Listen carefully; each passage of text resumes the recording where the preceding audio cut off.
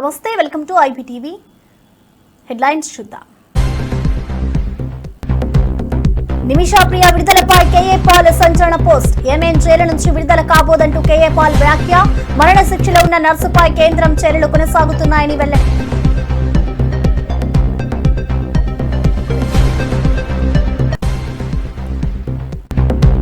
హరిహర వీరమల్లుపై కారుమూరి సునీల్ సంచలన వ్యాఖ్యలు. ప్రభుత్వం వచ్చింది, కావాల్సిన రేట్లు పెట్టుకుంటున్నామని గొప్పగా సాధించినట్టు చెప్తున్నారని వ్యాఖ్యలు. సినిమాల సంగతి సరే, మరి రైతుల పరిస్థితి ఏంటని ప్రశ్నించిన కారుమూరి.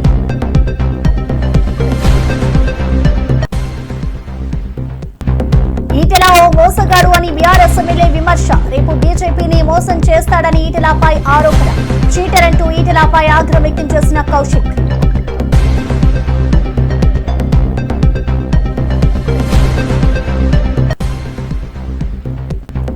ఎస్పీ రోహిత్ కుమార్ చౌదరిపై రెచ్చిపోయిన జెసి ప్రభాకర్ రెడ్డి. ఏఎస్పీ రోహిత్ ఓ అవినీతి అధికారి, నీపై ఫిర్యాదు చేస్తా, కేసు పెడతానని వెల్లడి. నేను, నా కుటుంబ సభ్యులు నీకు వ్యతిరేకంగా పిఎస్ వద్ద ధర్నా చేస్తామని వ్యాఖ్య.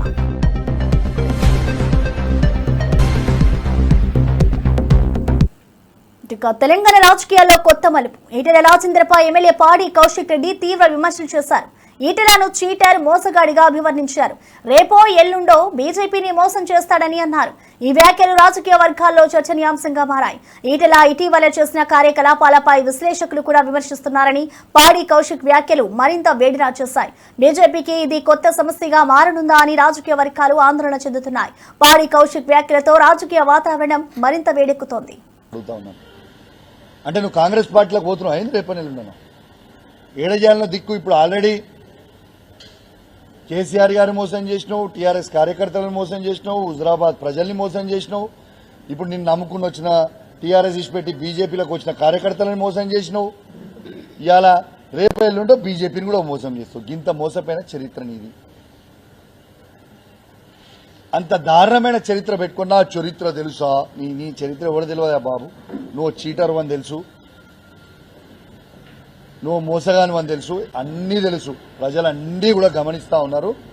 ఖచ్చితంగా మళ్ళా కూడా నేను చెప్తా ఉన్నా, హుజరాబాద్ గడ్డ మీద కూర్చొని చెప్తా ఉన్నా, 5 మండలాల్లో 5 జెడ్పీటీసీలు గెలిచేది బీఆర్ఎస్ పార్టీయే, 5 ఎంపీపీలు గెలిచేది బీఆర్ఎస్ పార్టీయే, ప్రతి గ్రామంలో ఎంపీటీసీ గెలిచేది బీఆర్ఎస్ పార్టీయే, ప్రతి వార్డు మెంబర్ గెలిచేది బీఆర్ఎస్ పార్టీయే, ప్రతి సర్పంచ్ గెలిచేది బీఆర్ఎస్ పార్టీయే, ప్రతి కౌన్సిలర్ గెలిచేది బీఆర్ఎస్ పార్టీయే, ప్రతి చైర్మన్ గెలిచేది బీఆర్ఎస్ పార్టీయే. రాసి పెట్టుకోండి, మీకు ఇవాళ చెప్తున్న మాట. కృష్ణా జిల్లా అవనిగడ్డ నియోజకవర్గంలో హరిహర వీరమల్లు చిత్రం ఘన విజయం సాధించాలని మంగళవారం మోపిదేవి పుణ్యక్షేత్రంలో ప్రత్యేక పూజలు నిర్వహించారు. శ్రీ వల్లి దేవసేన సమేత శ్రీ సుబ్రహ్మణ్యేశ్వర స్వామి వారి దేవస్థానంలో పూజలు జరుపుకోవాలని వెంకట్రామ్ ఆధ్వర్యంలో ఈ కార్యక్రమం జరిగింది. జనసేన పార్టీ నాయకులు చిరంజీవి, పవన్ కళ్యాణ్ అభిమానులు ప్రత్యేక పూజలు చేసి చిత్ర విజయాన్ని కోరుకున్నారు. ఈ సందర్భంగా అభిమానులు, నేతలు హర్షం వ్యక్తం చేశారు. పవన్ కళ్యాణ్ గారు నటించినటువంటి ఈ హరిహర వీరమల్లు విజయవంతం చేకూరాలని ఈరోజు ఇక్కడ మోపిదేవి సుబ్రహ్మణ్యేశ్వర స్వామి దేవస్థానంలో ప్రార్థించడం. ఎందుకంటే చాలా కాలం తర్వాత పవన్ కళ్యాణ్ గారి మూవీ రిలీజ్ అవుతుంది. ఎప్పుడెప్పుడు ఆ సినిమా రిలీజ్ అవుద్దా అని చెప్పి ప్రతి ఒక్కరూ కూడా, అభిమానులు కానీ అందరూ కూడా ఈరోజు 1000 కళ్ళతో ఎదురు చూస్తున్న విషయం మనందరికీ కూడా తెలిసింది. అటువంటిది ఈరోజు విజయవంతం చేకూరి మంచి పేరు తీసుకురావాలి. పవన్ కళ్యాణ్ గారు ఈ రోజున 3.5 సంవత్సరాల తర్వాత విడుదలవుతున్నటువంటి సినిమా ఇది.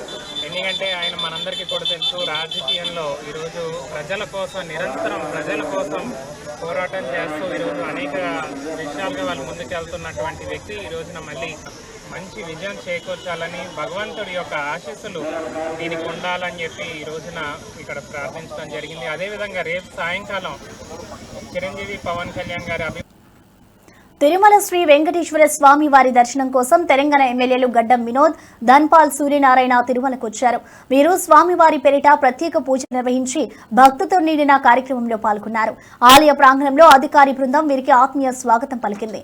తెలంగాణ ఎమ్మెల్యేలు స్వామివారి దర్శనంతో పాకిత్యాన్ని పొందగా భక్తులు కూడా ఆనందం వ్యక్తం చేశారు. దర్శన అనంతరం ఎమ్మెల్యేలు స్వామివారి ఆశీస్సులతో రాష్ట్రానికి శ్రేయస్సు కలగాలని కోరుకున్నారు.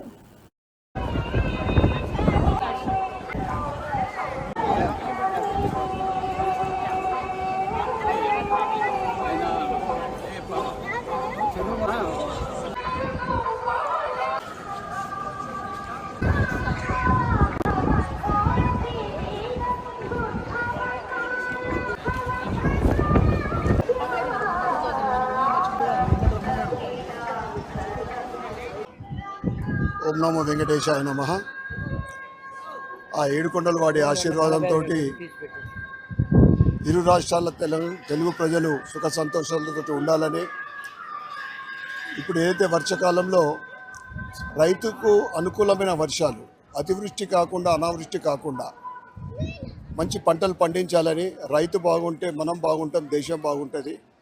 అదేవిధంగా ఏదైతే తెలంగాణలో ప్రభుత్వం ప్రవేశపెట్టిన, ముఖ్యంగా పేదలకు ప్రవేశపెట్టిన పథకాలన్నీ కూడా అమలు అయ్యే విధంగా ఆ స్వామివారి ఆశీర్వాదం ఉండాలని కోరుకుంటూ మరొక ప్రముఖ తెలుగు నటుడు నందు తిరుమలలో శ్రీవారి దర్శనం చేసుకున్నారు.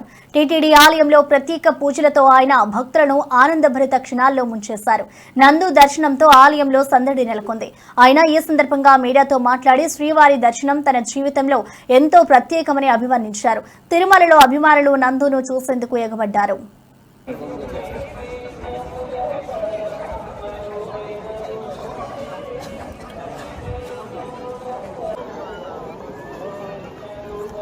పెట్టు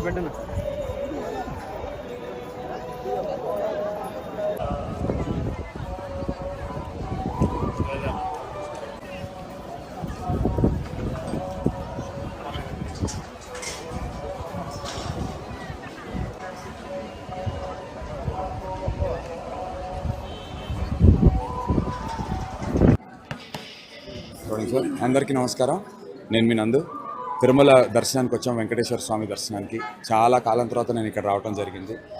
అండ్ ఇక్కడికి వచ్చిన తర్వాత నేను గమనించింది ఏంటంటే, ఏర్పాట్లు కానీ ఇక్కడ కొత్త సిస్టమ్ ఏ రకంగా అయితే సామాన్యులందరికీ ఖచ్చితంగా దర్శనం కలిగేలాగా, ఇబ్బంది కలగకుండా సామాన్యులందరూ వచ్చి దర్శనం చేసుకునే దానికి వీలుగా చేసినటువంటి కొత్త ఏర్పాట్లు నిజంగా అద్భుతం అనే చెప్పాలి. చైర్మన్ గారికి, ఈఓ గారికి, అడిషనల్ ఈఓ గారికి స్పెషల్లీ థ్యాంక్స్ ఫర్ దాట్.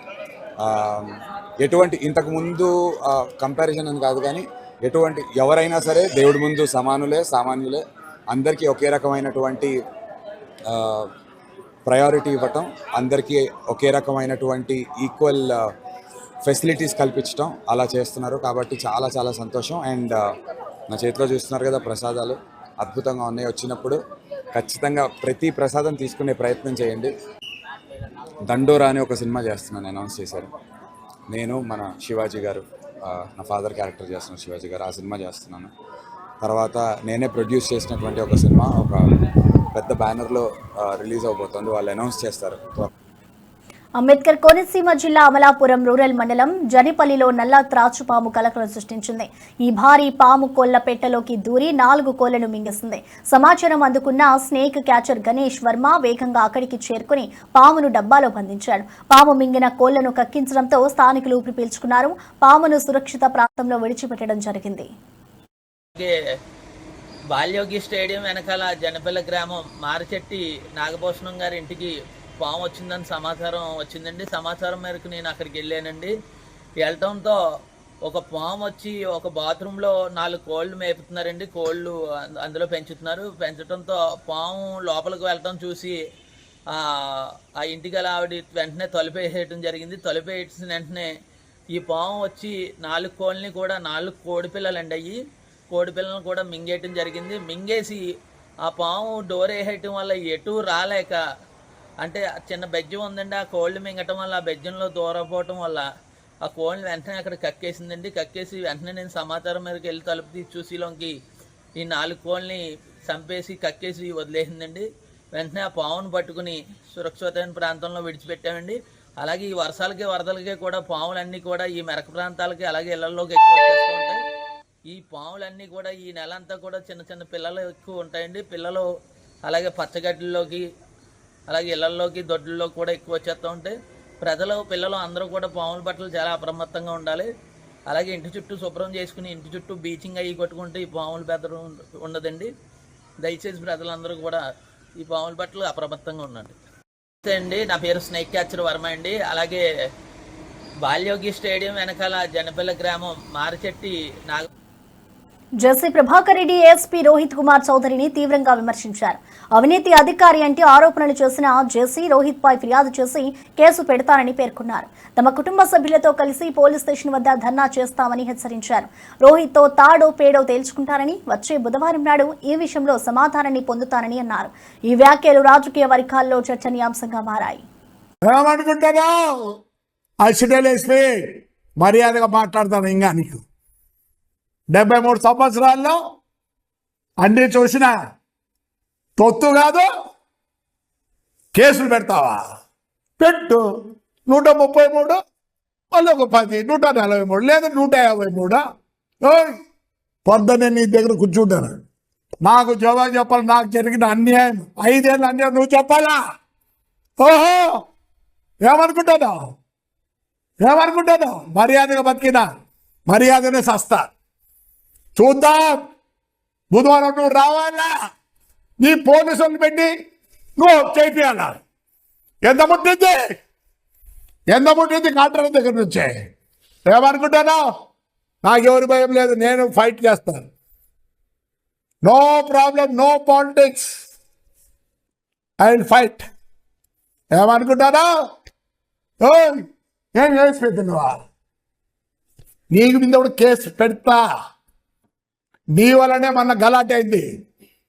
నువ్వు ప్రామిస్ చేసిపోయినా మా వాళ్ళకి 18వ తేదీ మేము గవర్నమెంట్ ఇది ఉంటే కూడా మర్యాద పెట్టాలా పోలీసు వాళ్ళకు, మేము మంచిదని చెప్పి మేము విత్డ్రా అయినావు. ఏం చెప్పినావు? నువ్వు కదా చెప్పినదే. నేను ఇంకోటి చెప్తాను పోలీసుకి. సార్, మా బాధలు మాకున్నాయి సార్, మా బాధలు మాకున్నాయి. మరి ఆ 5 ఏళ్ళు ఎవరు మాకు చేయలేదు. ఇప్పుడే మేమేం చెప్పలేదు. ఆయన అవసరం చేయడండి నావి ఉన్నాయి కదా సార్. 22 పెట్టా కదా సార్ మీకు. ఆ ముందు మేము పోరాడినాం. ఏమవుతుంది పాపం? మీరు మమ్మల్ని కొట్టుకోవద్దు అనేది మీకు ఉంది. Law and order problem. నేను ఆయన కొట్టుకుంటే ఏమవుతుంది? ప్రజలు నష్టపోతారు. అంతేగాని పొద్దున అవసరం మమ్మల్ని చేసినప్పుడు ఎవరు జవాబు చెప్పలేదే. ఏఎస్పీ పొద్దునే వస్తాడా? నాకు అడిగిన అన్యాయానికి నువ్వేం చెప్తావు చెప్పు. పొద్దున నువ్వు లా అంటాడు. మాకు తెలియదు లా అంటాడురా. ఏమనుకుంటాను? పొద్దున నేను, నా భార్య, నా కోడలు నీ ఆఫీస్ ముందర కూర్చుంటా. మాకు జరిగిన అన్యాయం నువ్వు చేయి. ఏమనుకుంటాను? ఆ చైతన్య వేలు ట్రైనింగ్లో ఇప్పుడు పల్లె చూసుకున్నాడు. నువ్వు ఇప్పుడు నుంచి మొదలు పెట్టావు. నిన్న కొట్టావు. పవర్ గ్రిడ్ అవుతావు.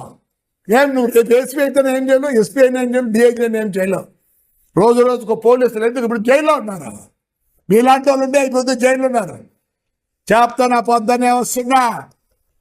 పొద్దునే 9:30 వచ్చి కూర్చుంటా. నేను, నా భార్య బుక్కులు తీసుకొని అన్నీ తీసుకొని 133 కేసు కూడా జవాబు చెప్పా. అతి పడతావా?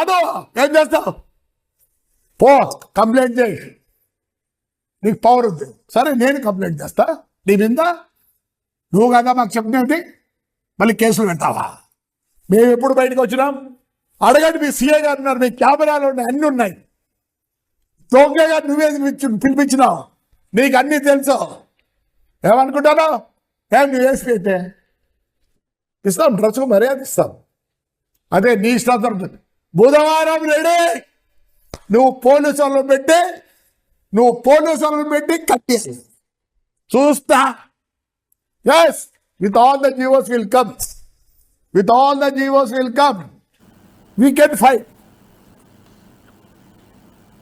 హరిహర వీరమల్లు చిత్రంపై కారుమూరి సునీల్ తీవ్ర వ్యాఖ్యలు చేశారు. ప్రభుత్వంపై విమర్శిస్తూ కావాల్సిన రేట్లు పెట్టుకుంటున్నారని ఆరోపించారు. సునీల్ మాట్లాడుతూ సినిమాల సంగతి సరే, కానీ రైతుల పరిస్థితి ఏమిటని ప్రశ్నించారు. మీ సినిమా టికెట్లు అమ్ముకుంటే ఎవరి కడుపు నిండుతుందంటూ తీవ్ర వ్యాఖ్యలు చేశారు. ఈ వ్యాఖ్యలు సినీ పరిశ్రమలో చర్చనీయాంశంగా మారాయి. Harihara Veeramallu cinema audio function లో ఆయన మాట్లాడుతున్నారు. మన ప్రభుత్వం వచ్చింది, మనకు కావాల్సిన రేట్ పెట్టుకుంటున్నాము అని చెప్పి ఏదో పెద్ద గొప్పగా ఏదో ఒక సాధించినట్టుగా చేస్తున్నారు. కానీ మన రాష్ట్ర రైతుల సంగతి ఏంటి? మరి ఈ మండలంలో, ఈ నియోజకవర్గంలో మరి కోకో రైతులు నష్టపోతున్నారు గిట్టుబాటు ధర లేక. మరి అలానే ఆయిల్ పామ్ రైతులు ఇబ్బందులు పడుతున్నారు, టొబాకో రైతులు ఇబ్బంది పడుతున్నారు. మరి ప్రతి ఒక్క రైతులు ఇబ్బంది పడుతున్నారు. ఎక్కడ రైతు బంధు అన్నారు. ఎక్కడ రైతు బంధు? ఎక్కడ? రైతుల్ని ముంచేసి రైతులకు కావాల్సింది చేయకుండా మీ సినిమా టికెట్లు గొప్ప. ఎవరు కడుపు నిండుతుంది? మీ సినిమా టికెట్లు అమ్ముకుంటే మీ కడుపు నిండుతుంది. మరి రైతుల కడుపు ఎవరు నింపుతారు? కాబట్టి మీరంతా కూడా రైతులకు చేయండి, సామాన్య ప్రజల కోసం మీరు చేయండి. కానీ కేవలం పెద్ద పెద్ద కంపెనీల కోసము లేకపోతే సినిమా వాళ్ళ కోసము ఈ ప్రభుత్వం రాలేదు. సామాన్య ప్రజలు బాగోగుల కోసం ఈ ప్రభుత్వం పనిచేయాలని చెప్పి వైఎస్ఆర్ కాంగ్రెస్ పార్టీ తరఫున డిమాండ్ చేస్తారు. పవన్ కళ్యాణ్ గారు నిన్న సినిమా పేరు హరిహర వీరమల్లు. తెలంగాణ బీజేపీ అధ్యక్షుడు రామచంద్రరావు బీసీలపై వ్యతిరేక వైఖరి చూపుతున్నారని ప్రభుత్వ విప్ ఆది శ్రీనివాస్ ఆరోపించారు. బీసీ రిజర్వేషన్ అంశంలో సీఎం రేవంత్ రెడ్డి చిత్తశుద్ధిని ప్రశ్నించే హక్కు బీజేపీకి లేదన్నారు. మైనారిటీ రిజర్వేషన్ల ద్వారా బీసీలకు అన్యాయం చేయడానికి బీజేపీ ప్రయత్నిస్తుందని విమర్శించారు. బీసీ రిజర్వేషన్ల విషయంలో ప్రధాని మోదీని రామచంద్రరావు నిలదీయాలని డిమాండ్ చేశారు. ఈటెల, ధర్మపురి అరవింద్ ఎందుకు స్పందించట్లేదని ప్రశ్నించారు. బీసీలకు 42% రిజర్వేషన్ల కోసం కులగణన చేసి చట్టం చేసి గవర్నర్కు పంపామని 9వ షెడ్యూల్లో చేర్పించాల్సిన బాధ్యత కేంద్రానిదేనని ఆది శ్రీనివాస్ పేర్కొన్నారు. బీసీలకు రిజర్వేషన్ రావద్దని కోరుకుంటున్నట్టుగా ఆయన వైఖరి కనిపిస్తా ఉంది. తెలంగాణ రాష్ట్రంలో మాట్లాడుతున్నప్పుడు బీసీల రిజర్వేషన్ ఆహ్వానిస్తున్నామని చెబుతూనే ఢిల్లీకి వెళ్లగానే బీసీల వ్యతిరేకిగా మారుతూ ఈరోజు మా చిత్తశుద్ధి గురించి మాట్లాడుతున్నాడు. మా చిత్తశుద్ధిని మీరు శంకించవలసిన అవసరం లేదు. మా గౌరవ ముఖ్యమంత్రి రేవంత్ రెడ్డి గారి ఆలోచన విధానాన్ని మీరు తప్పుపట్టవలసిన అవసరం లేదు. రాజకీయ కోణంలో చూస్తూ ముస్లిం రిజర్వేషన్ అడ్డు పెట్టుకుని బీసీలకు అన్యాయం చేయాలని చూస్తుంది భారతీయ జనతా పార్టీ. రామచంద్రరావు గారు కూడా బీజేపీ రాష్ట్ర అధ్యక్షుడు హోదాలో ప్రధానమంత్రి గారు నిలదీయాల్సినటువంటి అవసరం ఉందని మాట ఈ సందర్భం చెప్తా ఉన్నాం. ఈరోజు బీజేపీలో ఉన్నటువంటి బీసీ నేతలు ఈ అంశంలో మాట్లాడాల్సిన అవసరం ఉంది. ఎంపీలో ఉన్నటువంటి ఈటల రాజేందర్ గారు, ధర్మపురి అరవింద్ ఏం చేస్తున్నారో చెప్పిన మాట సందర్భంగా సిపిఐ నేత నారాయణ పహల్గాం పర్యటనలో కేంద్ర ప్రభుత్వంపై తీవ్రమైన విమర్శలు చేశారు. పహల్గాం విషాద ఘటనకు కేంద్రం నిర్లక్ష్యమే కారణమని అన్నారు. ఆపరేషన్ సింధూర్ విషయంలో అనేక అనుమానాలు ఇంకా నివృత్తి కావాలని పేర్కొన్నారు. పహల్గాం ఉగ్రదాడి, ఆపరేషన్ సింధూర్ అంశాలను పార్లమెంట్లో చర్చించి సమగ్ర విచారణ జరగాలని నారాయణ డిమాండ్ చేశారు. సింధూరి ట్రైనింగ్ పోవాలంటే దాడులు మొత్తం చేశారు. వర్షాలు ఎక్కువైనాయి. ఇవాళ ఎక్కడైతే కాల్పులు చేశారో అక్కడ చూడడానికి కుదరలేదు. అదే పెద్ద విషాదం. అయితే ఈ విషయం టోకన్ ఉన్న వాళ్ళంతా మాట్లాడతారు. ఆ పహల్గాంలో జరిగినటువంటి ఘటన, ఆ సింధూరి పార్క్ ఘటన తగినంత శ్రద్ధ కేంద్ర ప్రభుత్వం తీసుకోలేదు. దాదాపు 60-70 లక్షల మంది జనాభా, 7 లక్షల మంది ఆర్మీ మొత్తం ఆడబెట్టా ఉంది. ప్రతి 200 గజాలకు ఒక క్యాంప్ ఉంది. అంత ఇంటెన్సివ్గా ఉన్న చోట మన బ్రిటిష్ అంతా ఉంటే అక్కడ వచ్చి విచ్చలవిడిగా కాల్చిపోయేసి 20 మంది కాల్చేసి అందులో నవ్వద్దు వేసేసారు. ఇవన్నీ చూసినప్పుడు సరైన శ్రద్ధ తీసుకోవలేదని అభిప్రాయం లోకల్కి అందరికీ ఉంది. ఆ తర్వాత జరిగిన ఘటన పైన కూడా సింధూరి యాక్షన్ ప్లాన్ తీసుకున్నటువంటి అనేక మందికి అనుమానాలు ఉన్నాయి. అంటే ఈ అనుమానం నివృత్తి కావాలంటే పార్లమెంట్లో చర్చ జరగాలి. ఏం జరిగింది అక్కడ దాన్ని చెప్పాలి. పార్లమెంట్లో చర్చ జరగకుండానే అమరావతి రాజధాని నిర్మాణం పునఃప్రారంభమైందని మంత్రి నారాయణ తెలిపారు. 360 ట్రంక్ రోడ్లకు సంబంధించిన టెండర్లు ఇప్పటికే పిలిచినట్లు పేర్కొన్నారు. 1500 కిలోమీటర్ల లేఅవుట్లకు సంబంధించిన టెండర్లు సైతం పూర్తయ్యాయని చెప్పారు. 2014-19 కాలంలో టెండర్ పనులను గత ప్రభుత్వం నిలిపివేసిందని విమర్శించారు. ప్రస్తుతం అన్ని పనులు వేగంగా కొనసాగుతుండటంతో అమరావతి అభివృద్ధి దిశగా అడుగులు పడుతున్నాయని వెల్లడించారు. అక్కడ సివరేజ్ వాటర్ కానీ, డ్రింకింగ్ వాటర్ కానీ, ఎలక్ట్రికల్ లైన్స్ కానీ, వాకింగ్ పాత్స్ కానీ, సైక్లింగ్ పాత్స్ కానీ అన్నీ ఇంటిగ్రేటెడ్గా యాక్చువల్గా అవి వేగవంతంగా వర్క్స్ జరుగుతున్నాయి. అదేవిధంగా లేఅవుట్స్కు సంబంధించి దాదాపు 1500 కిలోమీటర్స్ లేఅవుట్స్ టెండర్స్ కూడా ఆల్మోస్ట్ అన్నీ అయిపోయినాయి. ఆ వర్క్ కూడా టేకాఫ్ అయింది. అదేవిధంగా ఏదైతే అధికారుల కోసంగా 4000 హౌసెస్ 2014-19లోనే టెండర్లు ఇచ్చి ఆ వర్క్స్ టేకప్ జరిగింది. అయితే గత ప్రభుత్వం ఆపేసింది. అయితే వాటిని మళ్ళీ ఈ ప్రభుత్వం రాగానే ఉన్న లీగల్ హర్డిల్స్ అన్నింటినీ ఎటువంటి ఇబ్బంది లేకుండా ఓవర్కమ్ చేసి ఆ వర్క్స్ కూడా టెండర్ పిలవడం జరిగింది. ఇవన్నీ వర్క్స్ అన్ని వర్క్స్ టేకప్ అయినాయి. ఇవాళ నేను జడ్జెస్ బంగ్లాసు, మినిస్టర్ల బంగ్లాలు, ఐఏఎస్ ఆఫీసర్ బంగ్లాలు, తర్వాత ఐఏఎస్ ఆఫీసర్ల అపార్ట్మెంట్లు, ఈ ఎమ్మెల్యే ఎమ్మెల్సీల యొక్క అపార్ట్మెంట్ ఇవన్నీ యాక్చువల్గా పరిశీలించి అధికారులతో డిస్కస్ చేశాను. చిన్న అంటే మ్యాన్ పవర్ ఆల్మోస్ట్ 90% పెట్టారు, ఇంకా 10% పెట్టాలి. అదేవిధంగా ఎక్విప్మెంట్ అంటే ఇప్పుడు కన్స్ట్రక్షన్ సంబంధిస్తే షంటింగ్ సామాన్ పెట్టాలి కొంత, ఇంకా ఒక 20% షార్టేజ్ ఉంది, అది కూడా ఈ నెలాఖరుగా పెడతామన్నారు. దానికి సంబంధించిన లేబర్ ప్రపోజల్ షీట్ కూడా ఈ నెలాఖరుగా చేస్తామన్నారు. ఈరోజు తీసుకుంటే అమరావతి క్యాపిటల్ సిటీలో ఎమ్మెల్యేలు ఎమ్మెల్సీలకి దాదాపు 12 టవర్లు 288 హౌసెస్ కడుతున్నాం, 288 అపార్ట్మెంట్స్, 12 టవర్లు. అదేవిధంగా ఆల్ ఇండియా సర్వీసెస్ ఆఫీసర్స్కి, ఐఏఎస్ ఆఫీసర్స్కి, వాళ్ళకి ఐపీఎస్ ఆఫీసర్లకి 6 టవర్లు, 144 అపార్ట్మెంట్స్. ఇవి కూడా దాదాపు అయిపోయింది. మనం అక్కడే ఉన్నాం, ఇప్పుడు మనం ఉండేది అక్కడే, ఫినిషింగ్ కూడా అయిపోయింది. ఇంటర్నల్గా కొంత ఫర్నిచర్ని దాన్ని సెర్చ్ చేస్తున్నారు. అదేవిధంగా ప్రిన్సిపల్ సెక్రటరీస్ తీసుకుంటే 25 బంగ్లాలు, సెక్రటరీస్ బంగ్లాలు తీసుకుంటే 90, అదేవిధంగా జడ్జెస్ బంగ్లాస్ తీసుకుంటే 36, మినిస్టర్స్ బంగ్లాస్ తీసుకుంటే 35. జగదీప్ ధన్కడ్ ఉపరాష్ట్రపతి పదవికి రాజీనామా చేయడంతో కాంగ్రెస్ ఎంపీ చామల కిరణ్ కుమార్ రెడ్డి తీవ్ర దిగ్భ్రాంతి వ్యక్తం చేశారు. ఉదయం సభలో జగదీప్ ధన్కడ్ దేశ భవిష్యత్ కోసం పార్టీలకు అతీతంగా విభేదాలను పార్లమెంటు బయట వదిలిపెట్టాలని సూచించినట్లు తెలిపారు. ధన్కడ్ నిర్మాణాత్మక మార్గంపై మంచి సందేశం ఇచ్చిన వ్యక్తి అని కీర్తించారు. ఆయన నిజంగా ఆరోగ్య సమస్యలతోనే రాజీనామా చేసి ఉంటే త్వరగా కోలుకోవాలని ఆకాంక్షించారు. జగదీప్ ధన్కర్ గారు కొద్దిసేపటి క్రితం వారి రాజీనామా పత్రాన్ని రాష్ట్రపతి గారికి పంపించడం జరిగింది. దాంట్లో వారి ఆరోగ్య రీత్యా ఈ నిర్ణయం తీసుకున్నట్టు వారు తెలియజేశారు. ఈ మొదటి రోజు వానాకాల సమావేశాలలో ఈరోజు పొద్దున కూడా చాలా కన్స్ట్రక్టివ్ లైన్, ఓ మంచి మెసేజ్ని పంపించే ప్రయత్నం చేసిర్రు జగదీప్ ధన్కర్ గారు. పార్లమెంట్ సమావేశాలలో పార్టీలకు అతీతంగా అటు ప్రతిపక్షాలైనా ఇటు అధికారంలో ఉన్నటువంటి సభ్యులైనా వారికి ఉన్నటువంటి విభేదాలను పార్లమెంట్ బయటనే వదిలిపెట్టి వచ్చి పార్లమెంట్ సమయాన్ని వృధా చేయకుండా భారతదేశ ప్రగతి కోసం, భారతదేశ భవిష్యత్ కోసం పనిచేయాలంటూ ఒక మంచి మెసేజ్ ఇచ్చినటువంటి నాయకుడు జగదీప్ గారు. ఆశ్చర్యకరమైన విషయం ఏంటంటే ఈరోజు సాయంత్రం వారు రాజీనామా పంపించడం చాలా బాధాకరమైన విషయం. బీసీ వర్గాలకు అన్యాయం జరిగితే ఊరుకునేదే లేదని మంత్రి పొన్నం ప్రభాకర్ హెచ్చరించారు. బీసీ రిజర్వేషన్లు 9వ షెడ్యూల్లో అసాధ్యమని వ్యాఖ్యానించిన బీజేపీ తెలంగాణ అధ్యక్షుడు తన నిజ స్వరూపాన్ని బయటపెట్టాడని అన్నారు.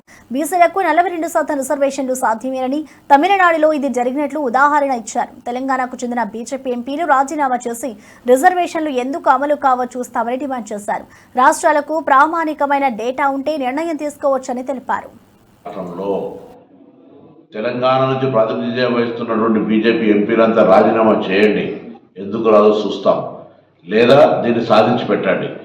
ఈరోజు సుప్రీంకోర్టులో ఇందిరా సహాని కేసులో చాలా స్పష్టంగా చెప్పినారు, రాష్ట్రాల్లో ఒకవేళ ప్రామాణికమైన సమాచారం ఉంటే, ఎంపైరికల్ డాటా ఉంటే తప్పకుండా రాష్ట్రాలు నిర్ణయం తీసుకోవచ్చని చెప్పినాయి. అందుకే రాష్ట్రం సర్వే చేసి శాసనసభ ఆమోదము, కేబినెట్ ఆమోదము, గవర్నర్ ఆమోదంతో ఢిల్లీలో ఉంది. ఇది కేంద్ర ప్రభుత్వం తీసుకోవాల్సిన నిర్ణయము. తప్పకుండా రాష్ట్ర ప్రభుత్వం కట్టుబడి ఉంది. 42% రిజర్వేషన్లకు ఎట్లయినా బరాబర్గా అధికారికంగా అమలు చేస్తాం. ఆనాడు మండల్ కమిషన్ చేస్తే కమండల్ అన్నది మీరే.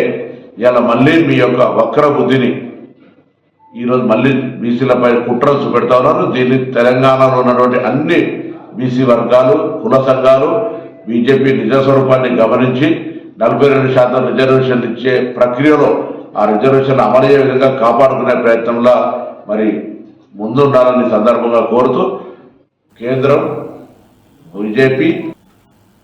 జనసేన ఎమ్మెల్యే బొలిశెట్టి శ్రీనివాస్ చేసిన వివాదాస్పద వ్యాఖ్యలు ఇప్పుడు రాజకీయ వర్గాల్లో సంచలనంగా మారాయి. ఆయన రోజా గురించి జగన్పై చేసిన విమర్శలు ప్రజల్లో ఆసక్తి రేకెత్తిస్తున్నాయి. మనమేమీ మాట్లాడకపోతే ఈ రప్పారప్ప గాళ్లు రోడ్డెక్కి మాట్లాడుతుంటారు అంటూ ఆయన చేసిన వ్యాఖ్యలు ఈ వివాదాన్ని మరింత హాట్ టాపిక్ గా మార్చాయి. రోడ్లెక్కి మాట్లాడుతూ ఉంటే మనమంతా ఎక్కడున్నామో అర్థం అవట్లేదు నాకు. ఇవాళ రోజా మాట్లాడుతూ ఉంది, ఎమ్మెల్యే నా కొడుకులంట. అది ఆడదో మగదో ఎవరికి తెలియదు. అది మాట్లాడుతుంటే ఎమ్మెల్యే నా కొడుకుని జగన్ కూడా దాని కొడుకేనా అని అడుగుతూ ఉన్నాను నేను.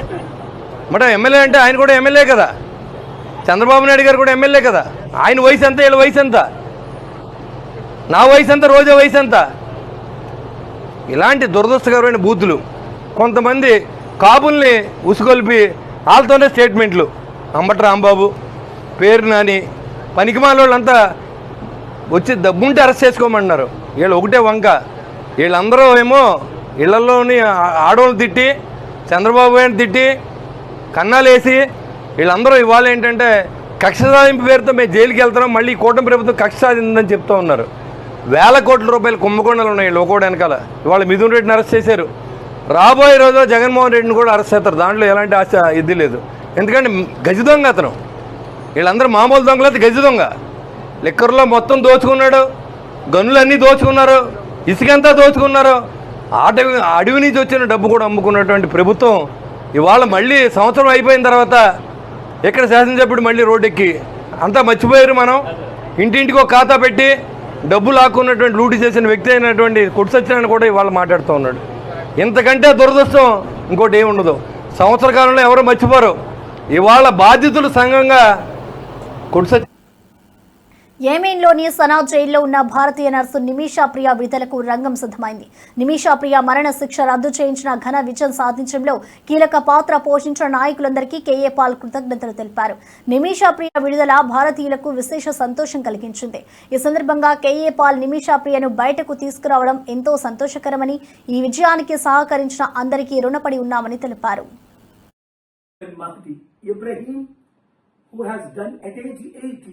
Marvelous job, day and night for the last 10 days, and I want to thank all the leadership that is involved to make this a great success.